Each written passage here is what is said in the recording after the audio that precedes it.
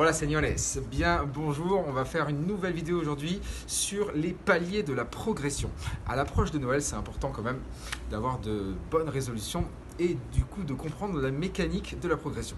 Alors, si je prends l'exemple de la salsa ou de la bachata, eh bien, je dirais que la première chose, c'est de comprendre l'alternance des pas en rythme. Ça veut dire quoi? Ça veut dire, premièrement, comment compter la musique. Parce que, bien sûr, vous savez, dans les cours débutants, souvent on fait taper, on demande aux gens de savoir taper dans les mains, de savoir taper le tempo de la musique. Parce que, bien sûr, tant qu'on ne sait pas le compter à haute voix ou le taper dans les mains, eh bien, on ne saura pas le marquer avec des pieds, avec des appuis. Donc, première règle, premier échelon, si vous voulez, dans votre progression, c'est l'alternance des pas en rythme, avoir cette capacité de gérer en solo les pas de base, que ce soit de la salsa ou de la bachata ou d'une autre danse finalement qui se danse à deux.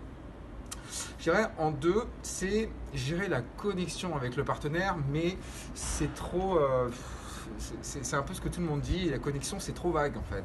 Hein, c'est comme parler de l'amour, ça veut tout et rien dire, c'est un mot galvaudé. Connexion, moi je dirais avant la connexion, il faut parler de synchronisation. Bien souvent les gens disent ouais, avec elle j'ai pas une bonne connexion, mais ils savent pas trop ce que ça veut dire. Beaucoup de problèmes de connexion seraient réglés si on réglait les problèmes de synchronisation.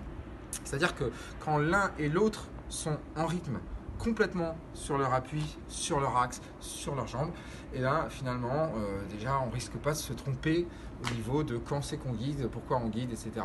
Donc rappelez-vous, avant de parler de la connexion, qui est un thème beaucoup plus complexe qu'on ne va pas aborder quand on débute, on parle de synchronisation. Et je dirais maintenant, c'est en troisième étape, c'est comprendre les règles du guidage. Les règles du guidage, donc c'est vrai que là je parle beaucoup pour le garçon, c'est vrai. Les règles du guidage, premièrement, parce que là, rappelez-vous, on est en mode solo, il y a la fille, il y a le garçon, chacun sait faire ses pas solo, chacun apprend à se synchroniser face à face, et maintenant, l'étape d'après, c'est le toucher. C'est apprendre à toucher l'autre, avoir un toucher confortable. Et ça, vous le voyez bien quand vous dansez avec plein de gens différents dans un cours, on se dit, tiens, avec telle personne c'est agréable, avec telle personne c'est anxiogène, avec telle personne je me sens juste pas bien, et des fois c'est lié au toucher. Parce que tout le monde n'a pas un toucher agréable et donc c'est pas lié forcément que à votre physique, c'est lié à la manière de faire, à l'intention qu'on y met. Donc le toucher c'est important et on en parle en général pas assez. Ensuite, je dirais pour moi c'est tout ce qui est lié à la préparation et à la respiration du mouvement. C'est-à-dire qu'un guidage va se faire au moins en deux parties. Il y a la préparation de l'action et il y a l'action. Donc la qualité de la préparation du mouvement qu'on va guider, que ce soit un tour à droite, que ce soit un crossbody, c'est hyper déterminant dans la manière du guidage. La manière de guider. Vous avez ensuite quelque chose de très très important pour moi, c'est la qualité de l'action. La qualité de l'action, c'est-à-dire c'est la qualité du guidage, comment vous allez l'effectuer, est-ce que vous allez le faire dans le sens qui respecte l'axe de la fille, son confort, c'est quand même des choses très très importantes. Et quand je dis qualité, je parle encore un peu du toucher, c'est-à-dire d'avoir une douce fermeté. Pour moi, c'est vraiment le combo qui fonctionne quand on a un rapport avec une danseuse. La plupart des filles au monde préfèrent la douce fermeté. Trop de fermeté, c'est lié à c'est apparenté à de la brusquerie. Trop de douceur, on ne comprend pas, la fille ne comprend pas. Si vous voulez comprendre ce que je veux dire par là, sans avoir encore expérimenté le truc, imaginez une poignée de main. Quand on serre la main à quelqu'un, on a tous eu à un moment donné quelqu'un qui a la main molle et on a l'impression que, je sais pas, il donne sa main mais il n'en fait rien. Il n'y a pas de vie dedans. Il y a aussi le monsieur qui vous broie la main et que lui, on le ressent encore 15 minutes après tellement il nous a fait mal. Ni l'un ni l'autre est bon. On veut quelque chose de moelleux et de ferme, de doux et de ferme en même temps. Voilà, et puis je dirais, toujours pour finir sur le guidage, je dirais c'est le placement qui est hyper déterminant, le placement dans l'espace. C'est-à-dire que pour avoir de l'aisance dans l'exécution de vos figures et du confort pour la danseuse, c'est hyper important d'être bien placé dans l'espace.